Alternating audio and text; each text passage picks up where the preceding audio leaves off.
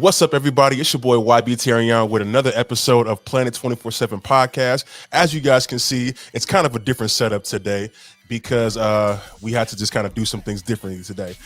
We got my man Justin right here. I call him HB, but professionally, what, you're Justin Polley? Yeah. Okay. Professionally, he's Justin Polley. I call him HB. But yeah, man, we got another episode. It's gonna be super dope. It's gonna be really different today. But this is our first time doing a virtual interview, so it's gonna be pretty dope. We got Mike and Chelsea over here. C.E.C. Y'all want to scream? Say hey. Hey, yo. Yeah, they in here. So, man. So without further ado, man, let's go ahead and jump into it. Let me go ahead and introduce you properly. This is, someone that I consider a brother. This is a dope friend, a fellow Pisces. You know what I mean? He's a dancer. He's a producer. He's my big homie in Crump. We'll talk about that later. But what I have him on this podcast for is being an animator, super dope animator, to the point to where like my son is actually a fan of your work. Which is pretty dope. Like for real. Yo. Okay. Okay. And then not to mention, just shameless plug, he actually designed the artwork for one of my mixtapes, the Have Fun mixtape. It's me with the white hat with the balloon and stuff like that. So he has credits. Yeah, he got credits on Pixar. Matter of fact, let me pull this up. He got credits on Pixar. He was an animator on the Good Times animation on Netflix. He just recently did a video with Joyner Lucas, which is super dope. I actually just recently watched it because I'm slow like that. Don't mind me. But he got credits with Joyner Lucas as well. He has credits. Is it Wild Brain Studio? Wild Brain Studio. Yeah. Wild Brain Studio. He also works with, let me say it correctly, Tanari, yeah, I work with Tanari Studios in Tokyo, Japan, doing big things out here. He went to the Art Institute. He also went to schooling overseas. And you want to go ahead and give the story about the goblins go blondes thing? Because I don't want to butcher the story. I mean, you pretty much said it just now. It's like the French say go blonde, but English people say goblins. Because that's what it looked like. So I feel it. Yeah, I feel it. Yeah, shout out to them, man. Yeah. So that's right. Look, I'm just gonna go ahead and just go above and beyond and just say, welcome to the podcast. Hey.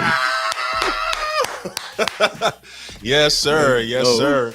Man, let's just go ahead and just jump into it, man. So, man, talk to me, man. How long have you been doing animation? Professionally, I've been doing it since 2019, technically. 2019? I did a bunch of freelance after I graduated my first college art institute in 2012. Mm-hmm. Up until like 2017, I did a bunch of freelance, but I wasn't on the level. I'm gonna keep it a stack with you. I wasn't on the level until I went overseas. So I don't really count that. I count that as like the stumbling period. You know what I'm saying? But I was trying. I guess I've been striving to be an animator for much longer than 2019, right? Like, I went straight to art school after high school in 2007. Damn, I'm old. Oh, dang, that's crazy. I feel it. So wait, you saying you graduated 07? High school. Graduated high school in 07. Yeah, and then didn't have a summer break, went straight to art institute, art school. That's dope. So yeah, since 2007, man, that was when I decided. In fact, I got into animation by accident. Really? So when I went to the art institute, they said that my GPA was too low to do game design. I wanted to do game design, right? And it was like, your GPA is a little too low, so we're gonna bump you down to animation. Oh, okay. And so after the first couple of quarters, I got to see like, well, you do more drawing and animation, Game design is more like CG. So I was like, I'm gonna just stay here, and that was like a happy act. That was like a blessing in disguise. You know what I'm saying? And so yeah, it all happened really by accident, and then I stayed ever since. Yeah, that's dope. So I guess, listen to all the kids out there watching this. Do not have a low GPA on purpose. Do not have a low GPA on purpose. Don't. Yeah, don't do that. That was a happy accident. Don't do it on purpose. Yeah, you wanna cool it on that one. Yeah. Make sure the GPA is do your best. Up there. Yes. That's dope. Yeah. So after you got bumped down, did you ever try and get back into the gaming, or you just fell in love with the animation and just stayed there? I just stayed in animation, man, because that's where all the drawing was at. You know what I'm saying? And I didn't want to push and pull like little I don't know if you've ever seen like somebody working on some 3D stuff, but it looks like a big net with dots on top of them. Yeah. And I didn't want to, you know what I mean? Like I wanted to draw. Yeah. And shout out to too meticulous.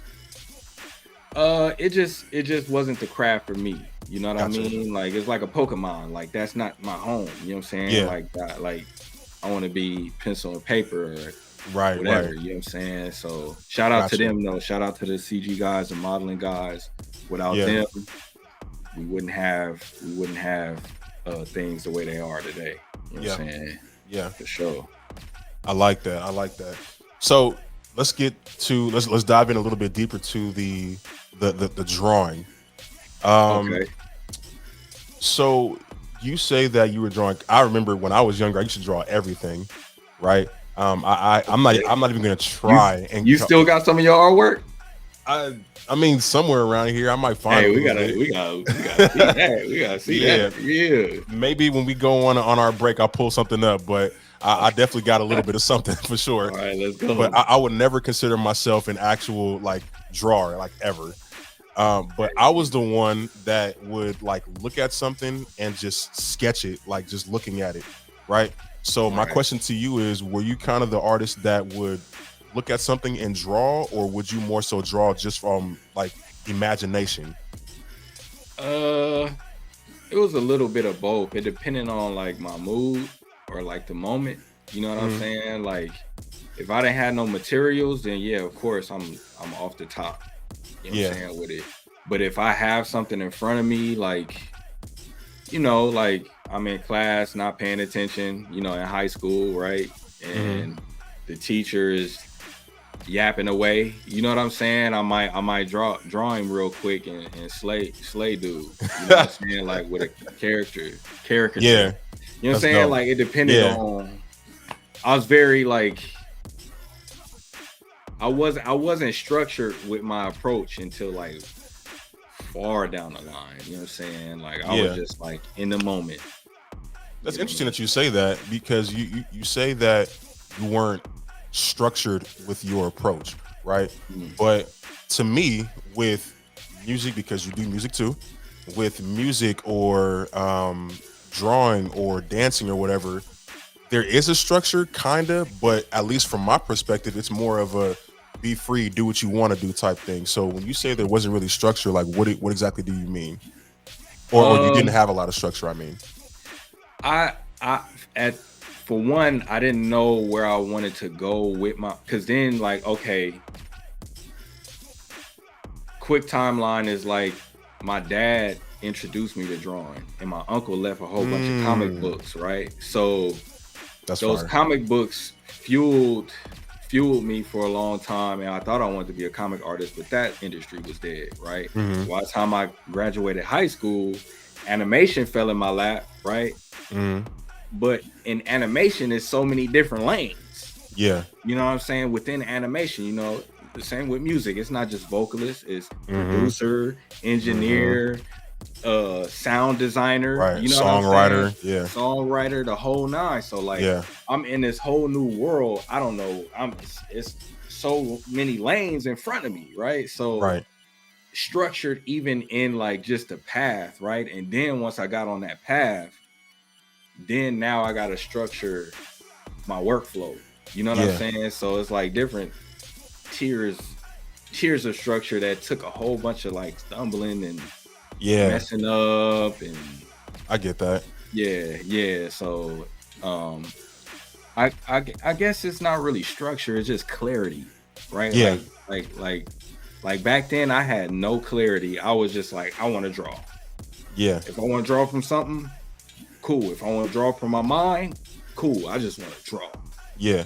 Yeah, I had no clarity at all. No clarity, no focus, no nothing. I get that. Yeah. Would you say that your clarity or your structure, as you say, more so came when you started working with these different companies and studios? Or did you get the structure on your own? It actually came from when I was overseas. Okay. And they run a simulation of a real life production, right? Your graduation film is a small simulation of it, right? Where you got to come up with your own idea, you got to write the script, you got to do all the pre-production, the character designs, background design, your storyboard, do layout, run animation, clean up, post-production, right? Yeah. And somewhere along the and that was like the first time I actually did that, right? But shout out to my teammate Hanshu. She's from China. Okay. She was like, one day after class, we were still like kind of early on the production, and she was like, she was saying, I like your Justin, I like your personal style, but I would like to see a production style from you. Got it. And I was sitting on that all night that night. She probably don't even remember this. Yeah. And I was sitting on it all night. I was like,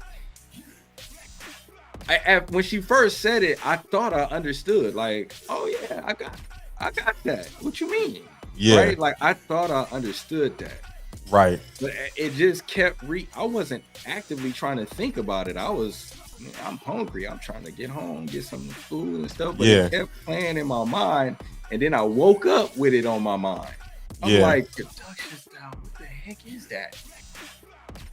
And then it clicked. It was like, oh, yeah. I'm so used to like these our windows for this Zoom, right? Or this stream, right? Yeah. Like it has an aspect ratio, right? It has a certain like composition, right? Yeah. Like I have to be able to funnel my style and my ability into this confine. You know what I'm saying? Like into this and this composition. Once the camera cuts, it has to feel right to cut to the next composition. Right. You know what I'm saying? Right. So like production style, like damn, I gotta be able to draw for the screen, bro. Like I mean, it's a no-brainer, but to directly think about it, that's what got me. Yeah. You know what I'm saying? That's when I started to really make that first step. Yeah. To that's dope. Pro level. You know what I'm saying? I like that. It kind of reminds me of like in music, they're saying like, you know, your style is good, but now let's take it to the masses. You know what I mean? Exactly. Let's elevate your skill. Exactly. It's a functionality, right? It's a purpose to it. Like even with music, I had the same thing. Like I was just creating from pure raw energy, right? But now I've got to make this track. Like this person wants a battle track, so it's got to be structured a certain type of way because they're trying to function and perform. You know what I'm saying? Like this is performance. At the end of the day, it has to perform. Exactly. Right? So that like performance, entertainment, clarity, communication, right? Speed, right? Being 2 times faster, 2 times as good. You know what I'm saying? Like all this stuff. That's when it was like, okay, this is it right here. This is it. I like that. So I love that story because I can relate to that. You know what I'm saying? Last question before we jump into a break really quick. I want to jump back. Yeah, 15 minutes flew by. Okay. You mentioned something that I want to tap into. You said that your dad got you into animation or drawing. Yeah. So what can you kind of explain that a little bit more and what you mean by that? Well, he was into the arts, right? He did music. He's the one that got me into he introduced me to my first DAW, which was Cubase. He used Cubase. Good old Cubase. Yeah. And he called a keyboard a synthesizer. You know what I'm saying? Like, Oh, he old school with it. Yeah.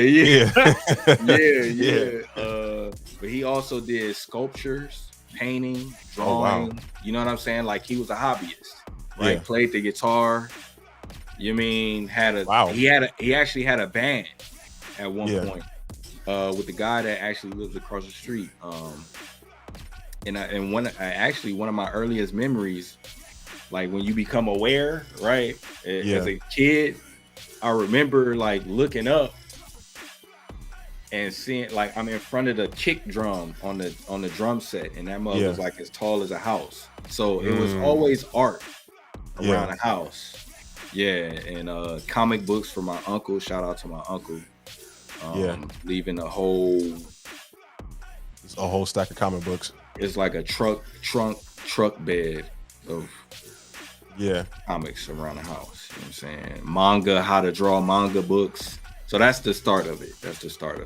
That's dope. So Dad, just shout out to Pops just being an overall artist, hobbyist / artist.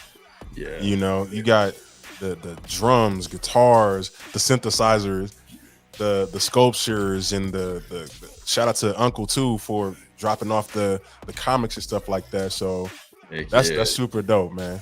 Ironically, he wanted me to do something more practical though. My dad. He wanted me, which I understand. He was like, because at that time comic book industry was declining, you know what I'm saying? And he's thinking in terms of real world stuff. So he was like, you might want to just do art on the side and do something more practical. I was like, I feel that. You shouldn't have showed me this. That's typical for a parent. I feel that. But man, we gonna take a quick break. This is YB Terrion, aka Big Homie Scrub Dog. This is Justin Polley, aka H.Beatz. And don't go anywhere. We got a lot more coming up with my man's right here. So we'll be right back. We're not the same. We're not the same. What's up, everybody? We are back with more Planet 24/7 podcast. Justin is still hanging out with us. I'm still ugly. Thank you guys for coming back after the break. Oh damn, please. So I mean, once I grew this beard out, I ain't never been the same, baby. Oh shit, vocals. Nah, not today. So man, usually the second segment, I usually like to save the second segment for the fun and games and stuff like that. So for the most part, this is where we kind of get to know the artists and the guests a little bit better. We play a game on the second segment. I usually try to create a game that's specifically catered to the guests. And so I kind of ran out of time with yours, but I still have a game. Excuse me. So your game in particular is because you are also a dancer. This game is called Buck or Yuck. Oh, okay. Let's see what this is about. So I'm gonna ask you a question. Like, okay. I'm gonna say I don't know. Okay, let's just say, for example, like cross country travel via car. Is that buck or is that a yuck for you specifically? And then you'll tell me, like, the buck being a good thing or the yuck being like, nah, let me just go ahead and hop in the plane and fly there. You know what I'm saying? So you understand the game? You look confused. No, I get it. I'm trying to think. By all means, go ahead and answer the question. Cross country travel by car, specifically by car. That sound buck. Yeah, that sound buck. Yeah. Can't do it. You can't do it? No, sir. Can't do it? No, sir. Once in a lifetime. In a lifetime. Try it. I've done it. I've done it too many times. Oh, so you good? Bruh. You got that out the system. I ain't did it yet, so it sounds buck. You know what? I would try it again as an adult because I got forced into it as a kid. driving from where I live in Lancaster to New York and back. Yeah. What was that, like a 2-day trip, 3 days? About 3 or 4, yeah. And not only that, because it's me, and I'm the oldest of like 15 cousins, right? At the time, it was like 10 cousins and all their parents and stuff like that squeezed into one van driving from my house to New York and back. And I hated it so much. I said I would never do this again, like ever. You wouldn't do it on some like more comfortable shit. I mean, if I had like a van and I had like a couple of the homies or something like that, or people that I actually enjoy being around. Shout out to my cousins, I love y'all, but y'all at the time y'all got on my nerves. They like, no, we about to pull up on this dude. He dog, reckless. that trip was rough. That trip was rough. So if it was in better situation, better circumstances, absolutely. But like that, no. So let me pull up my notes and let's just go ahead and ask a question for you. You kind of mentioned it on the first segment, as far as the CGI and the hand drawing. So animation or drawing characters, designing characters by computer, for you, is that buck or is that a yuck? That's buck, because I draw mostly on the computer now. You know what I'm saying? Oh, okay. Yeah, CG is more so like a video game type of like hand drawn. It's hard to explain. Like CG. Tell me like, something. This is foreign to me. It's like CG. Well, technically, I guess it's all CG because it's all computer generated. But CG is like Toy Story, right? Or Incredibles, where it looks like not plastic, right? But it looks tangible. Yeah, it looks 3-dimensional, right? Hand drawn is more like if I draw something in Photoshop, like a quick sketch. But it's all done on the computer. Like both CG and Photoshop is done on the computer, right? Yeah. So that's why I guess technically, right? So let me ask you this: if you had to pick drawing on the computer or drawing with old school pencil and paper, which one would you pick? Ooh. Drum roll. And the answer is, I'm gonna go with, oh man, personally or professionally? Personally. Yeah.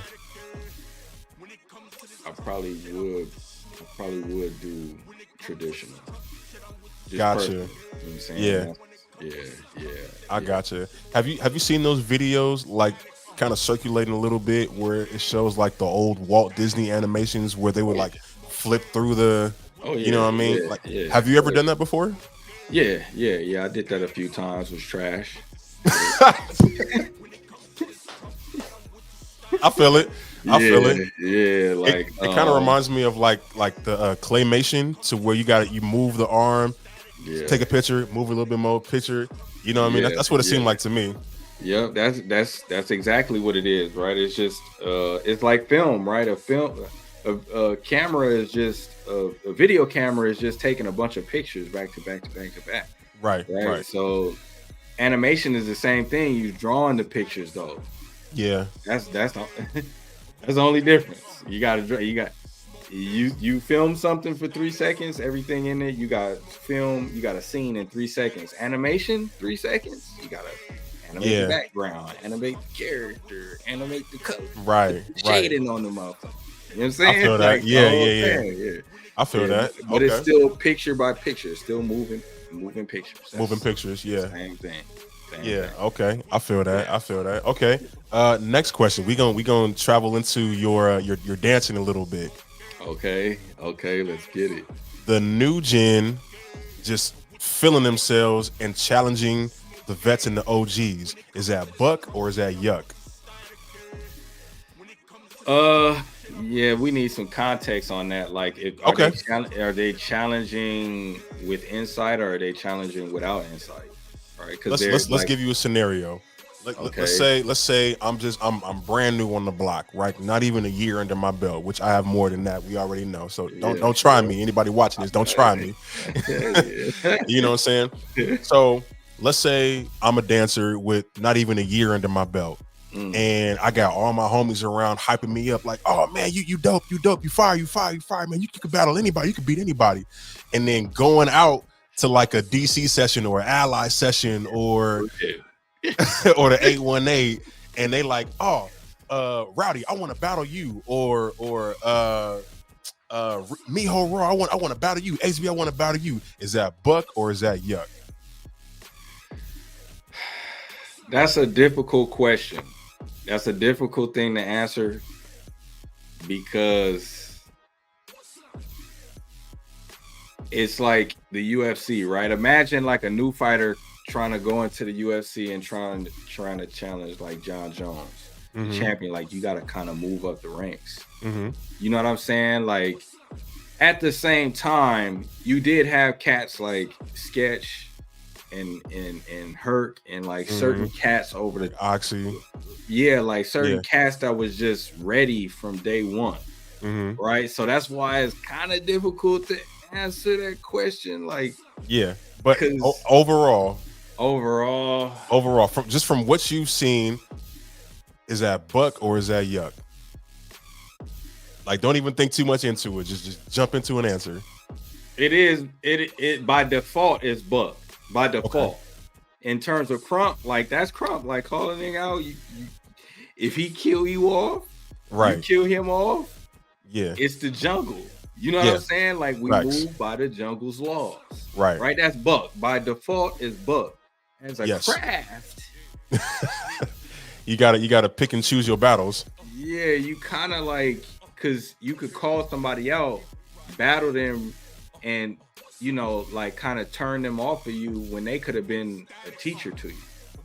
True. You know what I'm saying? True. You could have, you know what I mean? And now you played yourself trying to look out. Yeah, like, you know what I'm saying? Yeah. So I get that. Okay. That's fair. It's a mix. That's a difficult one. Man. I was trying to stir the pot up a little bit. Yeah. Let me see. I'm gonna give you a music question now. Right. Okay. How do I want to word this one? Okay, is it Buck or is it Yuck to start with the program? You already know it's FL Studio till I die. Hey, is it Buck or Yuck to start with the program, get introduced to other programs and other methods, but standing 10 toes down with your day one? Is that Buck or is that kind of shooting yourself in the foot? That's Buck. That's Buck, man. Because every DAW has a certain workflow, a certain UI, right? That like makes it unique to other like DAWs. So you get to really learn yourself if you stick with a DAW. Right now, of course. Now, before you continue, keep in mind, I'm talking producing, I'm talking mixing, I'm talking recording, I'm talking master, I'm talking everything in one DAW. Oh yeah. Is Buck to stick with it? Yeah, that's Buck. Yeah. Okay. Like, of course, like especially nowadays, right? Like where you got these super DAWs, right? Like FL is a super DAW, like Logic is a super DAW, Ableton is a super DAW. You know what I'm saying? Like, so you can do literally the whole thing, you know what I'm saying, in one program. So yeah, that's Buck, man. I respect it when somebody tells me like Ableton, straight up, like I never touch Ableton with a 100-foot pole, but I respect it. You know what I'm saying? Yeah, like, facts. I respect it. That's Buck. That's Buck. I like that. Yeah, I'm for those producers out there that's watching, I'm Team FL till I die. Team FL till until I die. Into the next reincarnation, where I'll reincarnate and still pick up FL again, and still pick them right back up. What you yes, mean? sir. Yes, sir. Fun fact: I was actually just watching a video on Instagram. Did you know? Which I just found out like literally like yesterday. Did you know T-Pain actually uses FL Studio? I think I heard.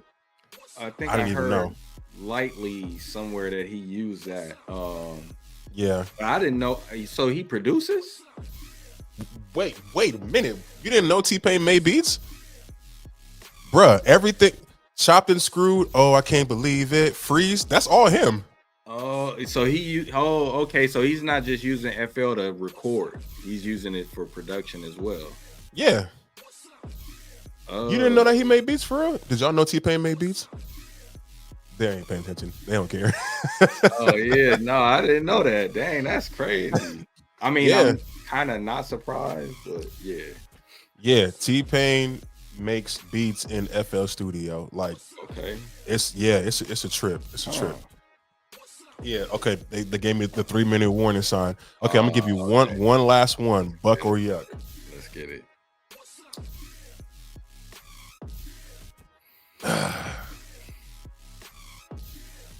Going the route of being an independent animator as opposed to signing on with a company. Is that buck or is that yuck to you? Going independent is always going to be buck because it's just a harsher Yes. road to travel. You know what I'm saying? Like, Say it again for the people. Yes. yes, it is a harsher road. You know what I mean? It's a steeper Yes. climb, but there's no backslides. You know what I mean? Like any and all progress that you make is damn near permanent, right? You made it all yourself. You know what I'm saying? Yeah. So that's always going to be buck. That's always going to be buck. But if you got an opportunity at a studio to hold you down, to get you, you know what I mean, to meet people, right? To learn things, to expand your style, your vocabulary, and stuff like that. That's also, you know what I mean. That's also very, very, I think it's dope. You know what I mean? Yeah. So, but independent, buck for sure. Yeah, absolutely. I'm a fan of the independent. You know, it kind of puts me in mind of, you know, kind of like what I'm doing now. I'm doing everything independent. And you know, so I'm gonna tell you the story. When I was creating my LLC, I technically created my LLC during COVID, right? And the person that I went to, she does this, she creates LLCs for other people for a living, right? And so I called her up. I said, "Hey, I'm ready to start my LLC. Can you help me out?" And I call her mama. She's like a second mom to me. Hey. She tells me, she said, "You know what?" She said, "I could do this for you, but I want you to learn how to do it on your own. So for that reason, I'm not gonna do it for you. I want you to do it." Man. So creating my LLC, JCReppin LLC as it is today, I created from the ground up. I mean, she helped me along the way, you know, when I needed it, but you know, for the most part, with the operating agreement and the basically like my handbook of how I'm going to run the company and things like that, all of that stuff, there's typically someone else to do it for you, but she made me do it myself and go independent, right? And the reason why she did that is she said, I want you to do it this way because I don't want anybody to question your knowledge on what is yours. Facts. Right? And so I said, all right, cool. And boy, I went through hell creating that LLC because it's a lot of new information that I wasn't aware of. I mean, I know it now, but at the time I had no clue. Right. So yeah, man, I'm all for independence for sure. Like for sure. Yeah, and it's difficult to do. You know what I'm saying? Like it's very difficult to do, man. And the fact that you followed through on it, you went through all the stumbling, like, bruh, I ain't even, you know what I'm saying? Like, hey, I'm gonna keep it a stack with you, man. Ain't nothing to compare. I ain't never designed for Joyner Lucas. I ain't never worked for Pixar. I ain't never did none of that. So ain't really nothing to compare, brother. It's we just in two different, you know what I mean?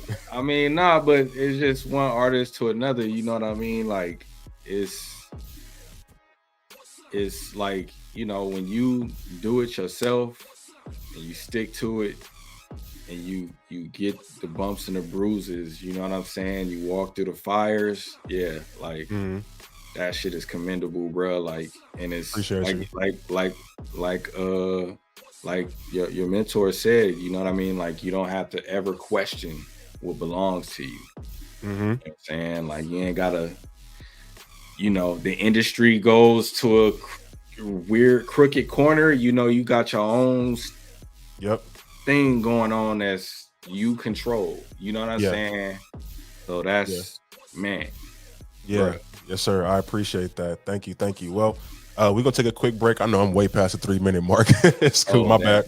Nah, you good. This is what we do when we talk anyway, off camera anyway. So, but yeah, man, we're gonna take a quick break and we'll be right back with more Planet 24/7 podcast. Let's get it. We're not the same. We're not the same. What's up, everybody? We are back with more Planet 24/7 podcast. My man Justin is still hanging out with us, and man, we're rounding third and going on home now. So, man, this is the part of the podcast that is the most special to me because this is where we get to tap into the mind a little bit more. You know, on this podcast, I mean, I've had all type of people in the entertainment industry in every, you know, area, you know, comedians, videographers, makeup artists, dancers, so on and so forth. So everybody has a different journey, a different story to tell, you know, and but this is the part where I want to hear your story, your journey, and you know, just hear your words. So that's what we're gonna jump into right now. So ready? Hey, yeah, I'm ready. Okay. Let's lock in. Let's lock in. So you mentioned, or I mentioned during the intro that, you know, you have credits with Pixar, which is amazing to me, you know, and it's I mean, just Pixar, you know what I mean, is dope. Right. Yeah. Just to elaborate on that. So our project is being funneled through the co-op program at Pixar. Mm-hmm. So there are two different departments where they generate short films. Mm-hmm. One is the Spark Shorts, and the other one is co-op, right? Mm-hmm. And it's just a difference in how they're funded, right? So Spark Shorts are funded by the company itself, and then co-op is funded by the artist, and it's all like volunteer work from like Pixar employees that are there internally or external artists, which I am an external artist. I will be considered an external artist. And that's basically how that works. It's just a difference in how it's funded, and who owns it and whatnot. So I just want to kind of clear that up. But yeah, it's a dope program, man. It has allowed me to be able to go up there multiple times, and we have screenings, and like they had a co-op fair up there last year.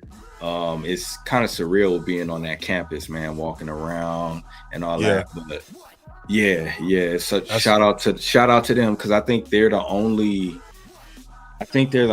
company that does something like that. If I'm not mistaken, I'm not aware of any other company studio that does something like that. Yeah. Still, listen, to me, Pixar is Pixar.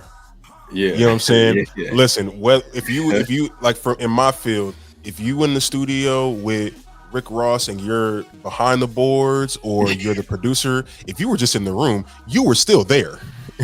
So it don't matter to me. I was there. Yeah. You know what I'm saying? No, that's real. So it's still kudos to you, man. Man. You got credits with Good Times, and let me just tell you, you know, just me being your homeboy, when I saw that, because you know I called you when I saw that. Yeah. I called you. I said, bruh, your name is on Good Times. You know what I'm saying? Like, that's dope.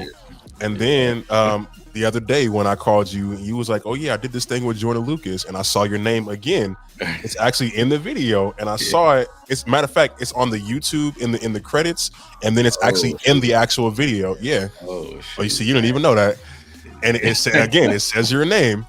And so when I saw it, I was like, I almost wanted to cry. I'm like, that's my bro. You know what I'm saying? Like I love seeing my people win. You know what I'm saying? So it was dope to me. But one thing that I want to hit on right now, which I did not mention this whole show because I wanted to wait for this segment specifically. You just recently did, and I'm just gonna start clapping now because you just recently did San Diego Comic-Con. Oh yeah. We're not gonna skate over that. You just did San Diego Comic-Con. And you were one of the guest speakers. How was that? Man, I was nervous, man. I ain't even. Thank you. I was about to say, be honest. yeah. I was mad nervous, man. But it was a whole panel of us, so it wasn't like it was just me up there. I know that. You know what I'm saying? And we represented 3. So we're going currently the independent route on animation. You know what I'm saying, with our films. Nice. Congrats. It's 2. So it was 3 projects, 2 of which were animated short films, and then 1 is geared to be a series, an episodic series.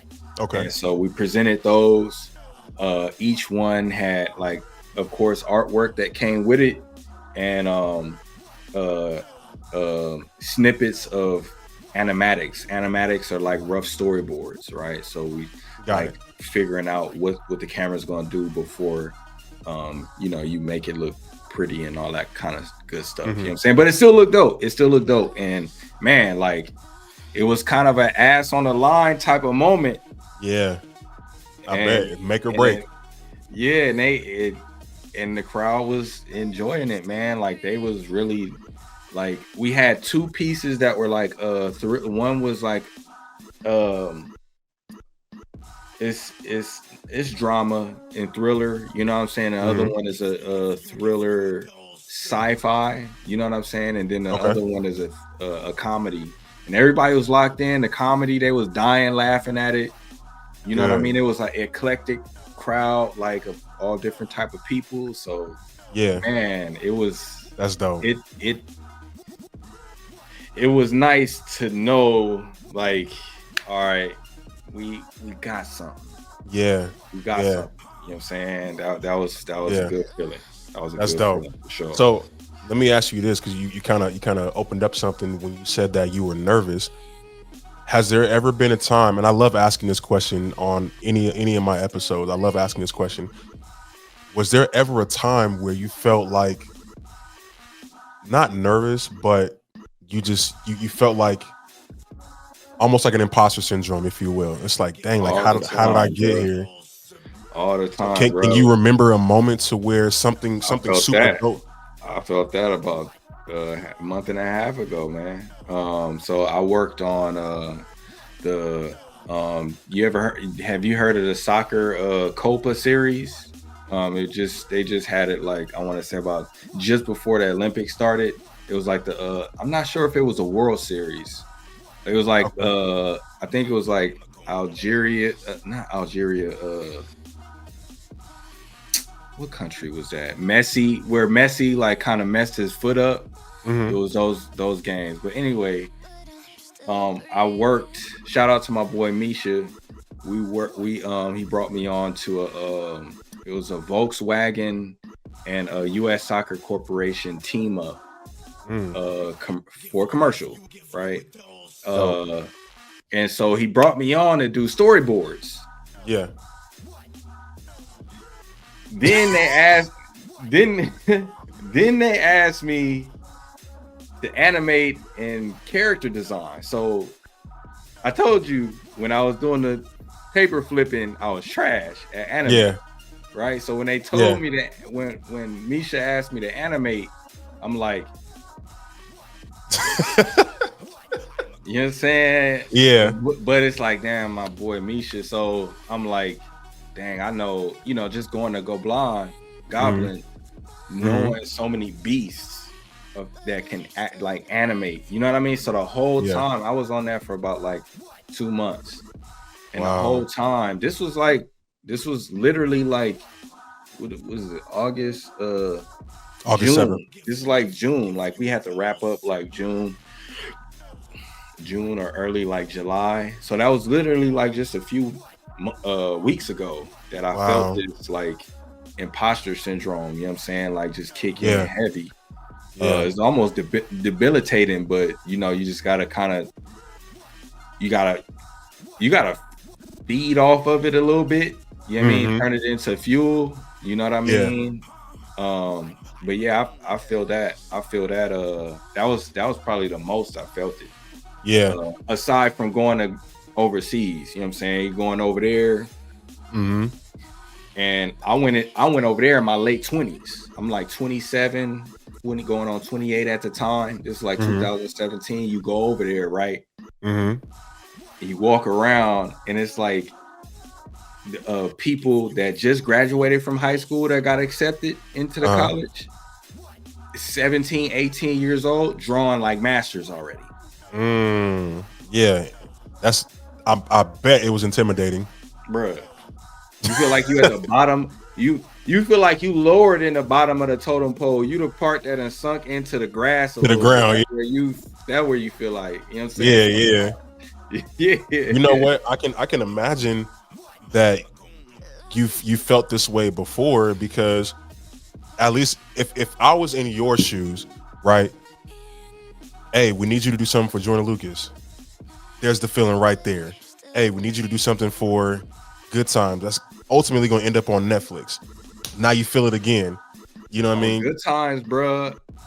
So I did the sequence where Beverly was going around the city. I forget what episode it was, but she was going around the city, and they had these gangs that were like rivaling with each other. They were warring with each other. It was the Mauve Squad and the Burgundy gang or something like that. And she was going around the city trying to keep them from fighting. And I did that sequence.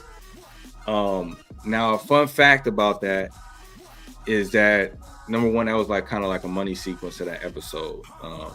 But number two, there had been 2 or 3 tries on that sequence before I got to it. By really? 2 or 3 other artists. Wow. And they each got, I want to say, I was told that they had like 4 to 6 weeks to do it. Yeah. I had to do that. By the time it got to me, I only had like 9 days. Wow. To do something that they had weeks to do. Yeah. And you knocked it out. Bruh, but that imposter syndrome. Yeah. Because this is like all these dynamic shots, right? You got wild stuff going on in this sequence. You know what I'm saying? You got riots. You got to draw groups of people. So it's like, but at the end of the day, there's a bit of stubbornness. No, we know what happened at the end of the day. What you did ended up on the episode. That's what happened at the end of the day. There's that hard-headed, like, you know what I'm saying? Like, man, say it. That, you know what I'm saying? Yeah. Like, you know what I'm saying? Get it off your chest, Yeah, like, man, you gotta kind of get a little like I'm him. Kind of get you through that. You know what I'm saying? Yeah. So I get that. Yeah. It's still dope. You know what I'm saying? Yeah. It's so I love these stories, man. It's encouraging to me. It's exciting to hear.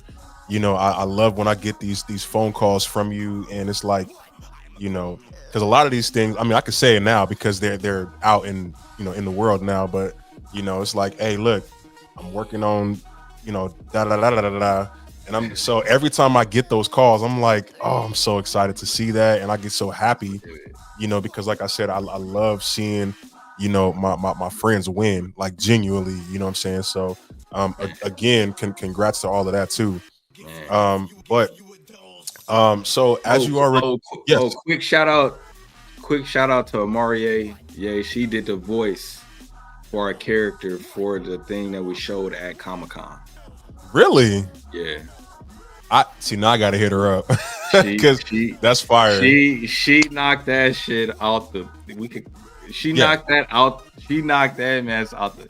Man, people was dying. People was dying laughing. Can you send it to me so I can see it?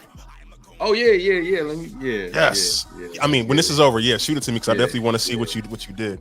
Okay, cool. Shout out to Amarie. Okay, Ruck's up. You know what I'm saying? Let's go, girl. That's what's up. That's what's up. Shout out to her, man. Yeah, most definitely. She got it, bro. That's dope. That might be another lane for her.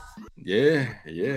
That's dope, man. That's dope. So, I wanna. They haven't given me the signal yet, but I still want to give you some time to answer this. So, a lot of things that I do, if not everything that I do, man, is centered around positivity. You know what I mean? Encouraging, motivating, inspiring. But specifically on this podcast, I want to encourage people that may have put their craft down, for whatever reason. I want to encourage them to pick it back up. You know what I mean? We've all been through our struggles. We've all been through different trials and tribulations. You know what I mean? Speaking for myself, I've been homeless twice. You know what I mean?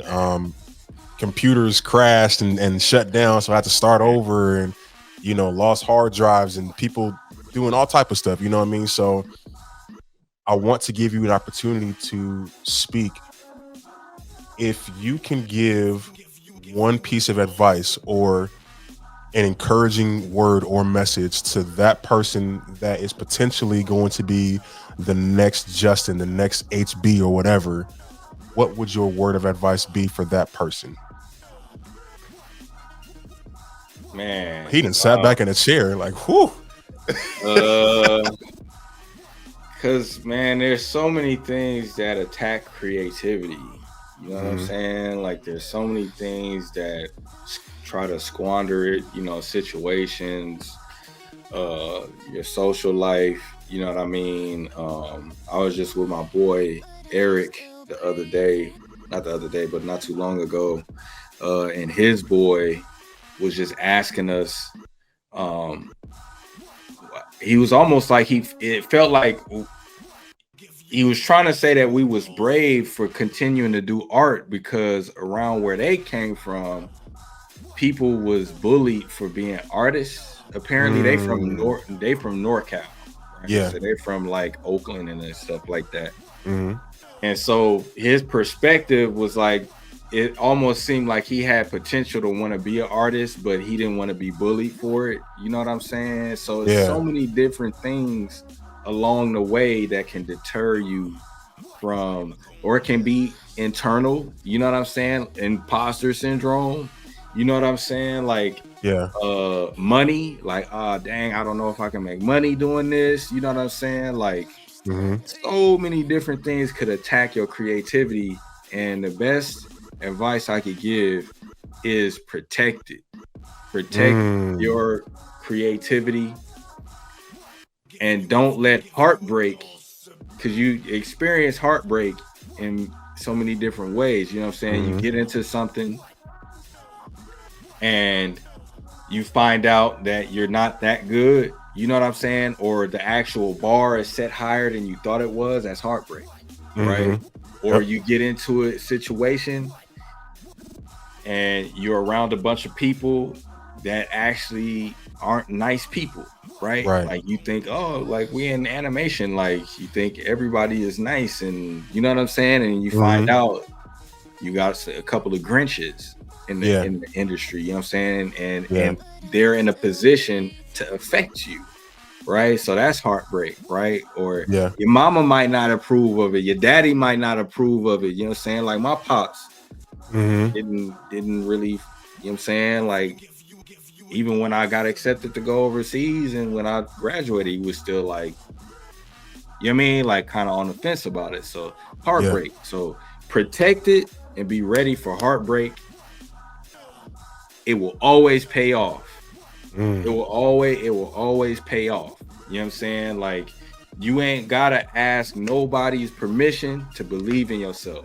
at the end of the day. You ain't gotta ask nobody's permission to believe in yourself. That's fire. That's fire. Man, because a lot of people be waiting. Yeah. They be waiting, you know what I'm saying, to get that pat on the back from somebody else. They be waiting to, you know what I'm saying? Like, no, you be waiting 10 years, 15 years, and they might even die before they even give you that. Right? Yeah. Yeah, so yeah, it's like, for sure. You know, just really protect your creativity. Be ready for a little bit of heartbreak, and don't wait for permission to believe in yourself. You know what I'm saying? You can do it literally right now. Literally right now, you can do it. It ain't nothing you ain't gotta. You ain't gotta qualify for the shit. You know what I'm saying? Like, you ain't gotta have no money to do it. You ain't gotta have nowhere to live to do it. No, nothing to eat. You know what I'm saying? Yeah. Like, That's real. The only thing you need to have it is air in your lungs. Yeah. And capable mind, you know what I'm saying? Sound mind, sound body. That's it. I love that. Man, that's a perfect way to end the podcast episode, man. Man, I appreciate you being here, bro. It's been a fun one. Time flew by. We only got a few seconds left, but man, I appreciate you coming through. I'm about to hit end record. I don't know what's gonna happen, if you're gonna still be here or not, but man, shit. If anything, I'll call man, you to cut us off. Yeah, just call me. Yeah. But yeah, man, this has been YB Terrion, and this has been Planet 24/7 podcast. See you on the next one. All right, peace. All right, y'all, peace. We're not the same. We're not the same.